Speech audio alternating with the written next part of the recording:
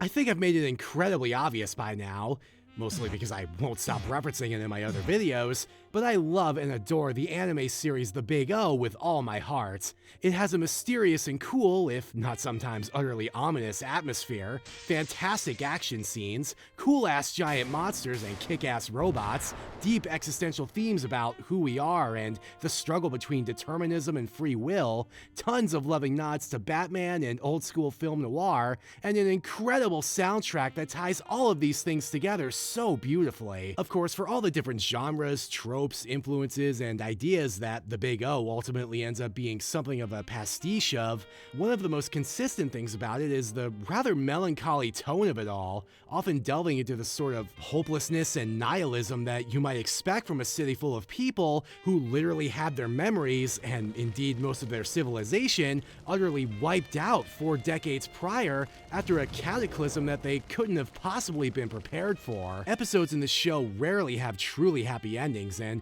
even those that do end on a lighter note are very often cut with a bittersweet edge, a stark reminder that, for all of our questions, the answers that we want in our lives rarely come easy, assuming that they even come at all. And I think a lot of this comes to the forefront in a very strong and very tragic way in the show's 8th episode, Missing Cat. It's an episode that I kinda gave a brief flyover summary of during my video a few years back talking about everyone's favorite android, our Dorothy Wayneright, but it's really one that deserves a bit more of a closer look because it's one of the biggest catalysts for Dorothy's character arc, as well as the point where the show itself proved that it wasn't afraid to get more than a little dark. So let's take a look at what, in my opinion at least, is the single most heartbreaking episode of The Big O, Missing Cat. And obviously if you haven't watched The Big O, or just haven't hit Act 8 yet,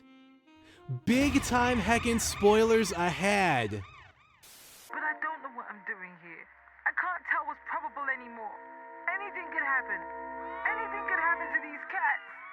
So after a cold open where we see Major Dan Dawson and the military police investigating the murder of a woman named Jessica Wallace in Paradigm City's East Town and finding some kind of strange mutated creature in Jessica's backyard pool, we cut to our Dorothy Wayneright walking along in the rain, eventually stumbling upon the namesake of this episode, a small, adorable gray cat, seemingly abandoned, that Dorothy feels an instant connection to. She takes the cat back to Roger Smith's mansion, naming him Pero, and, despite the little furball making the second murder scene of this episode, this time out of Roger's beloved hourglasses, Dorothy insists that she be allowed to keep him, noting that she sensed that he needed to be rescued. It's here that we get an interesting bit of world building, as Roger points out how rare animals like cats have become in a post-cataclysm Paradigm City, something that was actually alluded to back in the cold open, with Dawson remarking how the murder victim, a wealthy jeweler, had a golden retriever that must have cost her about as much as the military police's annual budget. And you know, considering how largely ineffectual the military police are against many of the monsters and robots that threaten Paradigm City on a weekly basis, I think a cute dog is a way better use of that money, let's be honest. Also, fun fact, the idea of once commonplace house pets like dogs or cats becoming so rare that they essentially become a luxury that only the upper crust of society can actually realistically afford is one of many nods that The Big O gives to the classic sci-fi movie Blade Runner, or if we're going to be technical, to its source novel, 1968's Do Androids Dream of Electric Sheep, where Deckard, the protagonist, works as a bounty hunter in the hopes of buying a real living animal as a pet for his wife, thus making him a somebody in his dystopian society. Of course, for Dorothy, the only thing that matters to her is that she has someone who she believes is just like her in some way, something that's confirmed later when it's revealed that Pero, like many other household pets in Paradigm City, was a product of genetic engineering, the result of scientific desire to create life, just like our Dorothy, who herself only exists because of her creator, Timothy Wainwright's, unwillingness to move on after losing his daughter, using her likeness and memories to replicate her, so that he could love and cherish her in the original's absence. Considering that the entire crux of our Dorothy Wainwright's character arc is trying to figure out who she is as a person, constantly struggling with whether she's her own individual with her own thoughts and feelings and desires, or merely a facsimile for a girl whose name, face and memories, more often than not, end up being something of an albatross around her neck, it's probably no surprise that she could sense something incredibly familiar about Pero, perhaps knowing somehow that she found someone in this city who would truly understand her constant existential crisis. As time goes on, even Roger notices a change in Dorothy's demeanor, as she spends lots of time with Pero and even starts humming a tune that she doesn't know the name of, but is somehow familiar with. And whether this was due to Dorothy's own inherent affections for the cat, or, as Roger theorized, some latent memories of the original Dorothy coming to the surface, perhaps being a cat lover herself, Roger chooses not to dwell on it. Because regardless of which version of Dorothy Wayneright has bonded with this cat, what matters is that she did. And really, that should be enough. Of course, this is the big O we're talking about here, so if you think this episode ultimately ends with Roger and Dorothy getting a cute new feline companion for future shenanigans, then, I hate to burst your bubble, but shit's about to get real rough. Our scientists have done things which nobody's ever done before. Yeah, but your scientists were so preoccupied with whether or not they could, they didn't stop to think they should. It's not long before Pero's owners, Robert and Louise Ferry, come to get Pero, and when it becomes clear that they're just not willing to budge, no matter how much Roger was willing and presumably very able to pay, he goes to inform Dorothy, who surprisingly has already resigned herself to returning Pero, as she says, "It's interesting. I didn't know him for very long at all,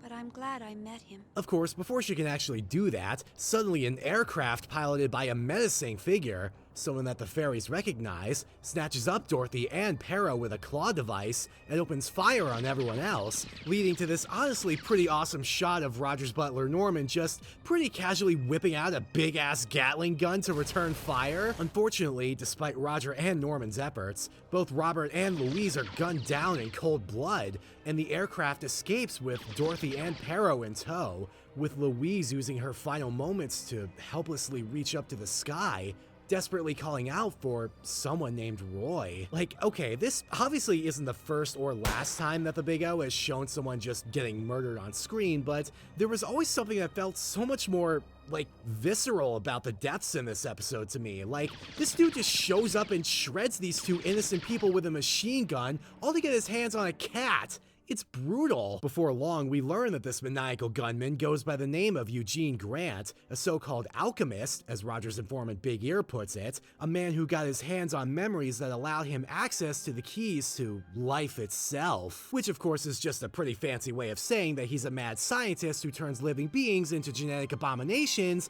and believes himself to be the creator of a new world. The Big O loves to dabble in mysterious and at times ominous religious undertones, and often utilizes the idea of mortals wielding the power of God to show just what kind of twisted, insatiable ego would take advantage of such unchecked power if given the chance. And Eugene here is a prime example of that, as it's revealed that he was originally hired by the Paradigm Corporation to genetically engineer dogs and cats to be sold to the city's wealthy buyers, only to double-cross his benefactors, turn his research group into a private militia, and start recklessly carrying out genetic experiments that apparently even had his old masters at Paradigm afraid of him now. And Eugene wasn't afraid to use those very experiments for revenge either. You know that rich jeweler Jessica Wallace from the murder scene back in the cold open? The one with the weird monster floating in her pool? Yeah, it turns out that creature was not only responsible for Jessica's death, but also that creature was her dog. Eugene had knowingly sold her a defective specimen, knowing that the poor thing would mutate and become brutal and violent and ultimately kill her before dying itself, cementing that Eugene here not only fancied himself as something of a life-giving god,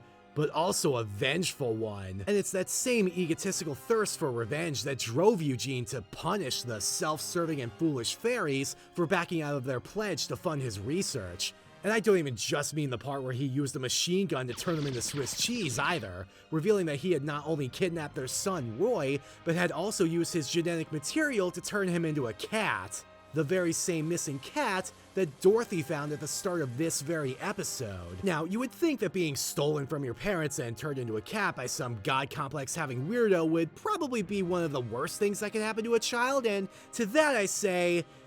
you ain't seen nothing yet. Happy birthday, my son. If only I could have helped you. So after Roger, and Angel, who tracked him here in the hopes of finding some valuable memories in Eugene's lab, make their way to the basement level and get into a brief skirmish with Eugene's militia, causing Roger to kinda sorta bend his own rule about not using guns, a rule that I guess doesn't really apply to Norman, eh Roger? The two of them are confronted by a massive, snarling beast known as the Chimera, an amalgamation of God knows how many living creatures that prompts the appearance of Big O, leading to a nasty fight that all but destroys Eugene's lab. Sure enough, Roger and Big O have the Chimera vulnerable, getting ready to deliver a point-blank sudden impact to finish the creature off, before being stopped by Dorothy, who pleads with Roger to relent, having realized that her darling cat Pero was part of the Chimera, sensing his soul within the beast, much like she had at the start of the episode. And after seeing Dorothy reach out to him, Pero, in a moment of sudden lucidity, grabs Eugene with one of his tentacles and kills him on the spot. Dorothy tells Pero that he can come live with her and Roger, even in spite of his altered state, but Pero refuses. Instead, he turns and walks back towards the rapidly collapsing remains of Eugene's burning laboratory, allowing himself to be crushed and killed by the debris, ending what was very likely an incredibly painful experience for both himself and all of the other creatures used to create the Chimera. And I think the other part of it is that, even knowing how much Dorothy genuinely cared for him, some part of him knew that things just couldn't be like they were before. And given the stability and lifespan of Eugene's other creations, Pero wouldn't be long for this world either way, and he didn't want to break Dorothy's heart. Pero knew that, and Roger did too. Somewhere deep down, Dorothy probably knew it as well, but she just couldn't bring herself to disown something that she had grown so attached to. Something that she loved. And as Roger and Dorothy watch Pero get buried under Eugene's collapsing lab, the rain that starts to fall serves as a simple but perfect visual metaphor for Dorothy's sadness in losing Pero. I've always loved rainfall as a visual storytelling device to portray sadness and anguish in shows and movies, and this is just another great example of that. One that beautifully yet tragically ties everything in this episode together with a rather melancholy bow. Like, seriously, this episode is dark as hell, and there is no true happy ending for anybody here. Not for the fairies who lost their child and then got mowed down by a madman, not for Roger who didn't even definitively defeat the Chimera, certainly not for Dorothy, who bonded with this cute little cat so immediately and so intensely, only to watch him be stolen, mutilated, and ultimately die in a fire. And for damn sure not for Roy/Pero himself, who, lest we forget, started out this entire debacle as an innocent human child, stolen and permanently transformed into a cat by his parents' former business partner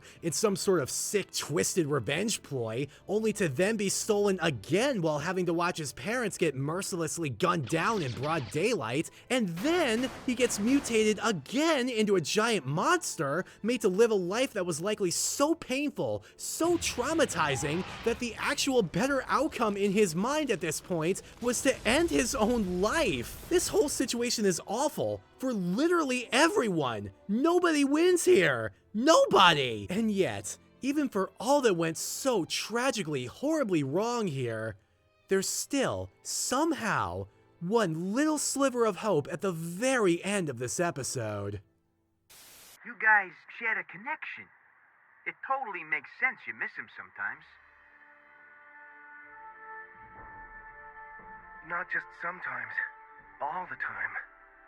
In the episode's closing moments, after Dorothy makes one last visit to the alley where she first found Pero, humming that strangely familiar tune once again, we cut to her and Roger on the balcony of his mansion, looking towards the sun oh so thematically peeking its light through the gloomy clouds, as Dorothy asks Roger whose memory he thinks this mysterious song belongs to. But Roger assures her that the song is hers, as are all her beloved memories of Pero, and that she should hold on to them and cherish them as long as she's able to. I feel like this ties in really nicely with how the show has started to talk about memories at this point as a concept, particularly starting one episode prior, The Call from the Past, where where Roger and Angel talk about the value of memories and of the past itself, and whether such things are even worth holding on to or have any intrinsic value when so many people in the city of amnesia have managed to live their lives just fine, seemingly without wanting their old memories back at all. And it's an idea that Missing Cat further expands on, asking the viewer to ruminate on not only the value of old memories, but also the value of creating new memories that are yours and yours alone, something that our Dorothy can do and has done by holding the memories of her beloved Pero and the mysterious song that her bond with him awakened close to her heart. And I think that's something that's so important for all of us, holding close those precious memories, cherishing the way that those memories were formed and shaped by those we've known and cared about, whether it was our cute little pets or loving family or darling romantic partners. Because in a lot of ways, it's those who have touched our lives and the memories that they help create in our hearts that make us who we are. Like I said at the start of this video, Act 8 was a pretty pivotal moment for Dorothy's character development, as it's one of the earliest moments in the Big O that showed that Dorothy was capable of compassion, of joy, and of love, despite her largely stoic demeanor, that despite her entire existence being that of an android, meant to replace the presence of an old man's dead daughter, using that daughter's name and face and memories to give her life, our Dorothy Wayneright was just as human as anyone else in Paradigm City, and was, in fact, a person all her own. So yeah, that about wraps up this video. Sorry to all the pet owners out there who I've probably made very sad, my bee. Anyway, let me know in the comments below what you thought of this episode of The Big O. Or, you know, if you don't want to dwell on all of that too much, maybe just tell me if you have any cool pets instead. Don't forget to give this video a like if you liked it, subscribe for, hopefully slightly more uplifting videos than this one, and ring that bell to be notified when those videos hit your sub feed. Be sure to take care of yourselves, everybody, and give your pets some head pats on my behalf, okay? See you in the next video, friendos.